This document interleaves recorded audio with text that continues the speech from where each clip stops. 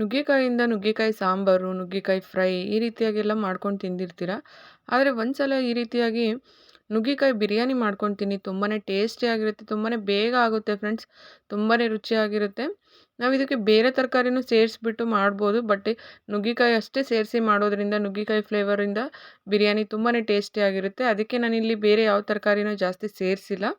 ನುಗ್ಗೆಕಾಯಿ ಅಷ್ಟೇ ಯೂಸ್ ಮಾಡಿಬಿಟ್ಟು ನುಗ್ಗೆಕಾಯಿ ಬಿರಿಯಾನಿನ ಮಾಡ್ತಾಯಿದ್ದೀನಿ.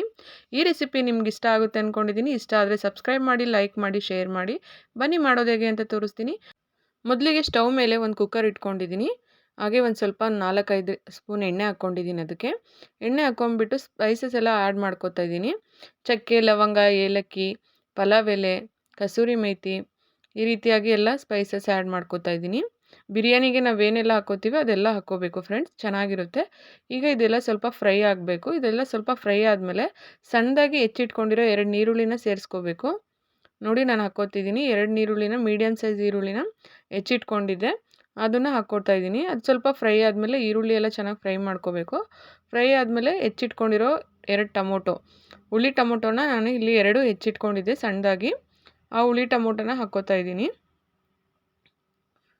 ಮತ್ತು ಸ್ವಲ್ಪ ಕೊತ್ತಂಬರಿ ಸೊಪ್ಪು, ಸ್ವಲ್ಪ ಪುದೀನ ಸೊಪ್ಪು ಎರಡನ್ನೂ ಸಣ್ಣದಾಗಿ ತೊಳೆದು ಎಲ್ಲ ರೆಡಿ ಮಾಡಿಕೊಂಡು ಹೆಚ್ಚಿಟ್ಕೊಂಡಿದ್ದೆ, ಅದನ್ನು ಹಾಕ್ಕೋತಾ ಇದ್ದೀನಿ.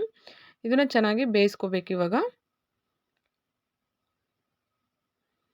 ನೋಡಿ ಈ ರೀತಿಯಾಗಿ ಚೆನ್ನಾಗಿ ಮಿಕ್ಸ್ ಮಾಡಿ ಬೇಯಿಸ್ಕೋಬೇಕು. ಸ್ವಲ್ಪ ಅದೆಲ್ಲ ಬೆಂದ ನಂತರ ನಾವು ಅದಕ್ಕೆ 1 ಸ್ಪೂನಷ್ಟು ಶುಂಠಿ ಬೆಳ್ಳುಳ್ಳಿ ಪೇಸ್ಟ್ನ ಸೇರಿಸ್ಕೋಬೇಕು. ನೀವು ರೆಡಿ ಇಲ್ಲ ಅಂದರೆ ರುಬ್ಕೋಬೋದು. ನಾನು ರೆಡಿ ಇದ್ದಿದ್ದರಿಂದ ಅದನ್ನೇ ಹಾಕ್ತಾಯಿದ್ದೀನಿ. 1 ಸ್ಪೂನಷ್ಟು ಧನಿಯಾ ಪೌಡರು, 1 ಸ್ಪೂನಷ್ಟು ಬಿರಿಯಾನಿ ಪೌಡರ್ ಹಾಕ್ಕೊಂಡಿದ್ದೀನಿ. ಮತ್ತು ಸ್ವಲ್ಪ ಉಪ್ಪು ಹಾಕ್ಕೊಂಡಿದ್ದೀನಿ ರುಚಿಗೆ ತಕ್ಕಷ್ಟು. 1 ಸ್ಪೂನಷ್ಟು ಖಾರದ ಪುಡಿ. ಖಾರಕ್ಕೆ ನಾನು ಇಲ್ಲಿ ಹಸಿಮೆಣ್ಸಿನ್ಕಾಯಿ ಬಳಸಿಲ್ಲ, ಹಾಗಾಗಿ ಖಾರದ ಪುಡಿ ಬಳಸ್ತಾ ಇದ್ದೀನಿ. ನೀವು ಹಸಿಮೆಣ್ಸಿನ್ಕಾಯಿ ಒಗ್ಗರಣೆಗೆ ಬಳಸಿದರೆ ಖಾರದ ಪುಡಿನ ಸ್ಕಿಪ್ ಮಾಡಿ. ಎಲ್ಲ ಸ್ಪೈಸಸ್ಸು ಹಾಕ್ಬಿಟ್ಟು ಚೆನ್ನಾಗಿ ಮಿಕ್ಸ್ ಮಾಡ್ತಾಯಿದ್ದೀನಿ. ಈ ಮಸಾಲೆ ಪೌಡರ್ಸ್ದೆಲ್ಲ ಸ್ವಲ್ಪ ಹಸಿ ವಾಸನೆ ಹೋದ್ಮೇಲೆ ನಾವು ಹೆಚ್ಚಿ ತೊಳೆದು ರೆಡಿ ಮಾಡಿ ಇಟ್ಕೊಂಡಿರೋಂಥ ನುಗ್ಗೆಕಾಯಿನ ಆ್ಯಡ್ ಮಾಡ್ಕೋಬೇಕು. ನುಗ್ಗೆಕಾಯಿ ಹಾಕ್ಕೊಂಬಿಟ್ಟು ಚೆನ್ನಾಗಿ ಮಿಕ್ಸ್ ಮಾಡಿ ಮಸಾಲ ಜೊತೆಗೆ. ಇದು ಚೆನ್ನಾಗೆಲ್ಲ ಮಿಕ್ಸ್ ಆದಮೇಲೆ ನಾನು 1 ಲೋಟ ಅಕ್ಕಿದು ಇಲ್ಲಿ ನಾನು ಮಾಡಿ ತೋರಿಸ್ತಾ ಇದ್ದೀನಿ ಫ್ರೆಂಡ್ಸ್. ಹಂಗಾಗಿ 2 ಲೋಟ ನೀರನ್ನು ಆ್ಯಡ್ ಮಾಡ್ಕೋತಾ ಇದ್ದೀನಿ. 2 ಲೋಟ ನೀರನ್ನು ಸೇರಿಸ್ಕೋತಾ ಇದ್ದೀನಿ. ನೀರು ಹಾಕ್ಬಿಟ್ಟು ಚೆನ್ನಾಗಿ ಮಿಕ್ಸ್ ಮಾಡ್ಕೋಬೇಕು. ಚೆನ್ನಾಗಿ ಮಿಕ್ಸ್ ಆದಮೇಲೆ ಇದನ್ನು ಸ್ವಲ್ಪ ಕುದಿಯೋದಕ್ಕೆ ಬಿಡಬೇಕು. ಒಂದು 5 ನಿಮಿಷ ಆದ ತಕ್ಷಣ ಇದು ಚೆನ್ನಾಗಿ ಕುದಿ ಬರುತ್ತೆ. ನೋಡಿ ಈ ರೀತಿಯಾಗಿ ಕುದಿಬೇಕಾದ್ರೆ ನಾವು ಮುಂಚೆನೇ ತೊಳೆದಿಟ್ಕೊಂಡಿರೋ ಅಕ್ಕಿನ, ನಾನು ಯಾವಾಗಲೂ ರೈಸು ಬಿರಿಯಾನಿ ಏನೇ ಮಾಡಬೇಕಿದ್ರೂ ಅಕ್ಕಿನ ಮುಂಚೆನೇ ತೊಳೆದು ರೆಡಿ ಮಾಡಿ ನೆನೆಸಿಟ್ಕೊಂಡಿರ್ತೀನಿ ಒಂದು ಅರ್ಧ ಗಂಟೆಗಳ ಕಾಲ. ಆ ಅಕ್ಕಿನ ಇಲ್ಲಿ ಹಾಕ್ಕೋತಾ ಇದ್ದೀನಿ. ನಾನು 1 ಲೋಟ ಅಕ್ಕಿನ ನೆನೆಸಿಟ್ಕೊಂಡಿದ್ದೆ. ಅಕ್ಕಿನ ಹಾಕ್ಕೊಂಡು ಚೆನ್ನಾಗಿ ಮಿಕ್ಸ್ ಮಾಡ್ತಾಯಿದ್ದೀನಿ ನೋಡಿ. ನೀವು ಇಲ್ಲಿ ಬೇಕಾದರೆ ಸೊಪ್ಪನ್ನು ಆ್ಯಡ್ ಮಾಡ್ಕೋಬೋದು, ಮೆಂತ್ಯ ಸೊಪ್ಪನ್ನು ಆ್ಯಡ್ ಮಾಡ್ಕೋಬೋದು, ಚೆನ್ನಾಗಿರುತ್ತೆ.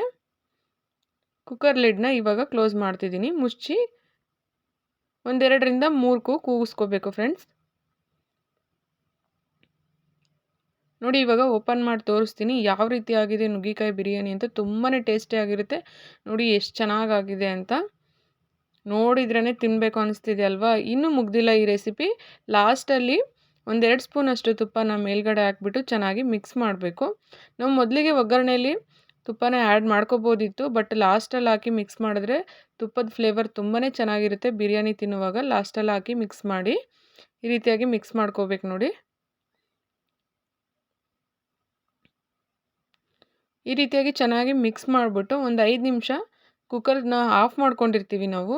ಸ್ಟವ್ನ ಆಫ್ ಮಾಡ್ಕೊಂಡಿರ್ತೀವಿ ಸ್ಟವ್ನ ಆಫ್ ಮಾಡ್ಕೊಂಡ್ಮೇಲೆ ಕುಕ್ಕರ್ ಲಿಡ್ನ ಸ್ವಲ್ಪ ಹವಿಲಿ ಹಂಗೆ ಹಳ್ಕೊಳ್ಳಿ ಅಂತ ಹೇಳ್ಬಿಟ್ಟು, ಅನ್ನ ಚೆನ್ನಾಗಿ ಹಳ್ಕೊಳ್ಳಿ ಅಂತ ಮುಚ್ಚಿಡಬೇಕು. ಮುಚ್ಚಿಟ್ಟು ಸರ್ವ್ ಮಾಡಿದರೆ 5 ನಿಮಿಷ ಆದಮೇಲೆ ಈ ರೀತಿಯಾಗಿ ಬಂದಿರುತ್ತೆ. ತುಂಬಾ ಚೆನ್ನಾಗಿರುತ್ತೆ ಫ್ರೆಂಡ್ಸ್. ನೋಡ್ತಿದ್ರೇ ತಿನ್ನಬೇಕು ಅನ್ನಿಸ್ತಿದೆಯಲ್ವಾ. ಯಾರಿಗೆಲ್ಲ ಈ ವಿಡಿಯೋ ಇಷ್ಟ ಆಗಿದೆ ದಯವಿಟ್ಟು ಸಬ್ಸ್ಕ್ರೈಬ್ ಮಾಡಿ, ಲೈಕ್ ಮಾಡಿ, ಶೇರ್ ಮಾಡಿ. ಧನ್ಯವಾದಗಳು.